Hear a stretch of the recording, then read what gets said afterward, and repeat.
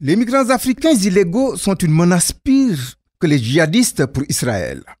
En tenant en effet de tels propos, le Premier ministre Netanyahou, après un certain Donald Trump, semble manifester un sentiment de dédain à l'endroit de ressortissants de notre continent.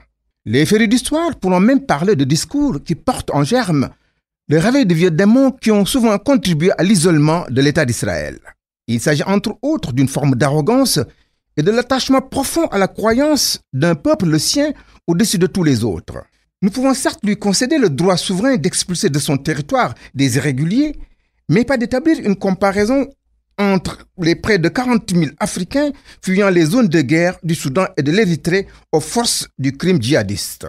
Et l'on ne pourrait oublier que c'est le même chef de gouvernement qui affirmait du haut d'une tribune de la CEDEAO à Monrovia en 2017 le retour d'Israël en Afrique et le retour de l'Afrique en Israël. Alors que comprendre si ce n'est une stratégie de rapprochement avec le continent pour des objectifs de politique étrangère et une volonté de casser un bloc africain habitué à voter à l'ONU contre Tel Aviv. Il reste cependant vrai que des offres en investissement, d'expertise dans des secteurs agricoles, des technologies de sécurité ont souvent servi d'appât pour attirer certains pays d'Afrique. Mais aujourd'hui, en plus des propos irrévérencieux qui ont suscité peu de réactions sur le continent, M. Netanyahou et son administration, fort d'un budget de près de 70 millions de dollars, comptent entamer des opérations d'expulsion massive malgré le désaccord indiqué par les agences onusciennes. Et c'est un premier ministre sûr de son fait qui continue de dire à qui veut l'entendre qu'une immigration non juive pourrait menacer le tissu d'Israël.